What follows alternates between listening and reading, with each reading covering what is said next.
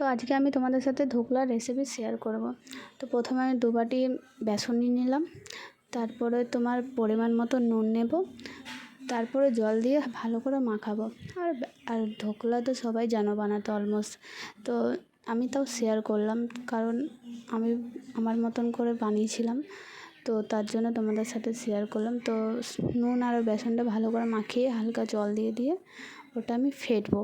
তো বেশি না গাঢ় হবে না বেশি পাতলা হবে, মিডিয়াম সাইডে পুরো মিহি হবে জিনিসটা, যাতে মানে একটু ডাব ডাব না থাকে। তো ওটার পর আমি হলুদ দিয়ে দেবো, হলুদটাও আমি ভালো করে মাখিয়ে নেব। আর তোমরা যাতে দেখবে ডাব ডাব যাতে না থাকে, ঠিক আছে, পুরো মিহি যেন হয়। পারলে তোমরা হাতে করে মাখিয়ে নিতে পারো, আমি ডাবু করে মাখালাম। আর এখানে আমি খাবার সোডা তো ব্যবহার করিনি, তো ইনো দিলাম। ইনো দিলে জিনিসটা মানে ফেপে উঠবে যখন আমি গরম জলের মধ্যে দেবো। তো ইনোটা দিয়ে ভালো করে পরে আমি ঢাকা দিয়ে রেখে দেবো। আর যদি জল লাগে তো একটু জলও দিয়ে দেবে তোমরা।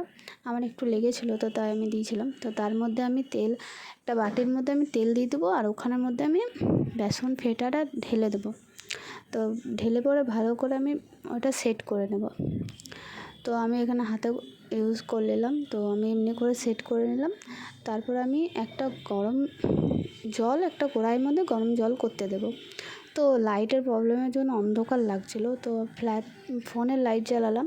তো তারপরে আমি এটার মধ্যে উপরে রাখবো, জলটা যখন ফুটে যাবে তখন তোমরা দেবে, বাটিটা বসাবে, তার আগে বসাও না। তো জলটা ফুটে গেছে, তো আমি বাটিটা বসিয়ে দেবো, যেখানে বেসনটা ঢেলেছিলাম, আর ঢাকা দিয়ে দেবো। প্রায় আমার তো 30 মিনিট টাইম লেগেছিলো, তোমাদের দেখবে আর চাকু করে এরকম একবার দুবার খুলে দেখবে 20 মিনিটের পর। তো আমার প্রায় 30 থেকে 35 মিনিট লেগেছিলো। তো তারপর আমি নামিয়ে নিয়েছিলাম।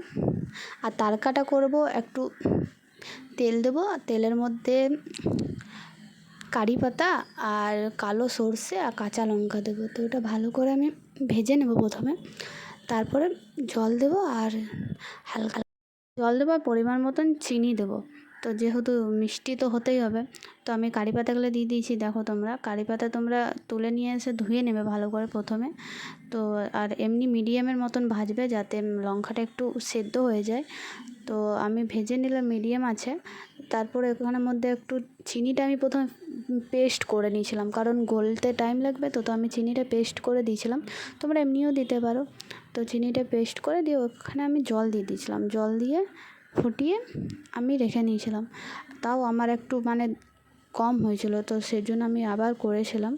তো তারপরে এই পরিমাণ মতন জল দিবে, যাতে মানে ওখানে ধোকলাটার মধ্যে দেবে না, যাতে মানে ভিজে যায় আর কি, খেতে ভালো লাগে।